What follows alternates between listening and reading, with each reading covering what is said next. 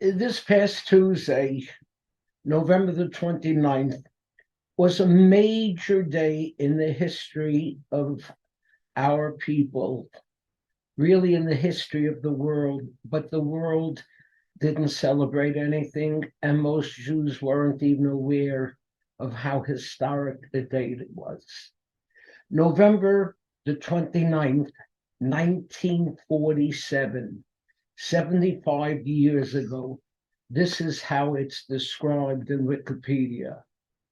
On this day in 1947, the United Nations General Assembly adopted a resolution, not implemented, calling for the partition of Palestine into two separate states, an Arab and a Jewish one, that would retain an economic union.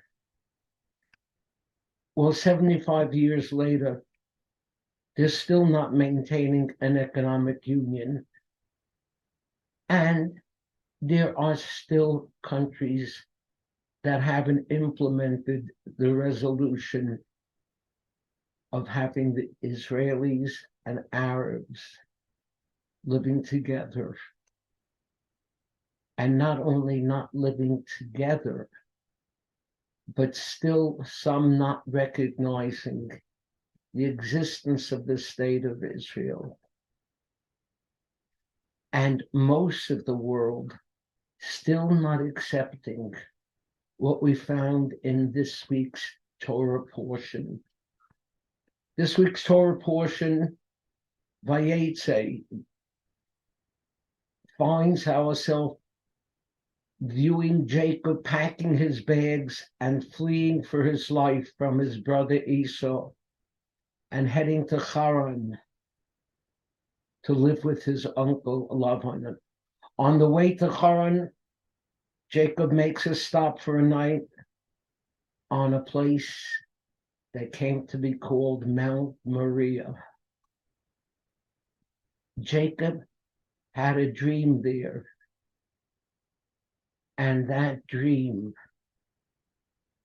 we are told that this spot, Mount Moriah, that he is dreaming of, is today the Temple Mount, the spot where the temple in Jerusalem was built and someday will be built. This is the third time in the Bible that's holy to all, where the Jews are promised the land of Israel.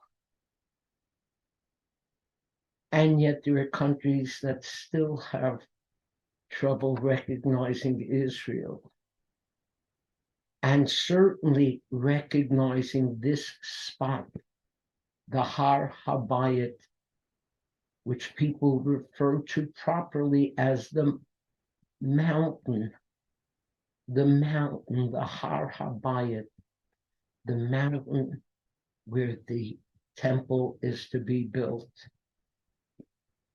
Most of the world doesn't recognize this as belonging to Israel. Very few countries do, and Australia, which recently did, reversed itself as recognizing Jerusalem as the capital of Israel. There are Arab countries and Arab people that have difficulty accepting Israel's right to Jerusalem, because in doing so, they'd have to recognize Israel's right to exist. You see, many Arabs claim and still believe that Israel only came into existence because of the Holocaust, and the world felt guilty and had to find some place where to put these Jews, and so they put them in this land of Israel, this land of Palestine. You can say that about Tel Aviv, but if there are Jews in Jerusalem, a city which they have been connected to since today's Torah portion and even earlier, then they aren't strangers or invaders or immigrants. they'd come home again. It's only the Jews who for 2,000 years in every generation pledged, Im eshkachech Yerushalayim, if I forget the old Jerusalem, let my right hand wither. The fact is, Christians have the Vatican as their holy place. Muslims have Medina and Mecca.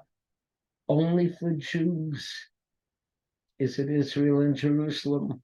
The fact is that when it was ruled by Byzantines and Arabs and Romans and Syrians and Crusaders and Greeks and Kurds and Mongols and Tartars and Turks, none of them made Jerusalem their capital.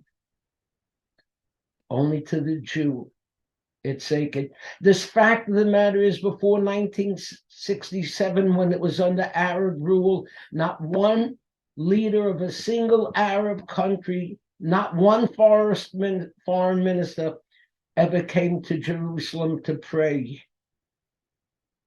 And even when Muslims do pray, they turn their back on Jerusalem. And yet they say it's not ours. The fact that Jerusalem is mentioned 750 times in the Bible and not once in the Quran. The fact that when Jerusalem was divided, the Arabs destroyed the entire Jewish quarter of Jerusalem, the old city, including 24 synagogues and tombstones on the Mount of Olives they built into latrines, and they prohibited Jews from visiting the Western Wall, our most sacred shrine. And the world was silent. Only now has the world found its voice and calls out for Jerusalem to be redivided. Think about it. This only comes to Israel and Jerusalem. The world calls for the day when North Korea and South Korea will be reunited. The world applauded when North Yemen and South Yemen were reunited. The world looks to the day when Turkish Cyprus and Greek Cyprus will be reunited. The world rejoiced when Germany was reunited, when Berlin was reunited. Only when the Jews reunited Jerusalem was there no rejoicing. We should rejoice. We should rejoice because Jacob's dream, our people's dream, has come true. Yivarechecha Hashem mitzion u'rei b'tuv Yerushalayim kol yemei chayecha. May the Lord bless thee from out of Zion, and may you see the good of Jerusalem all the days of your life. Have a good Shabbos. Be thankful to live in truly historic times.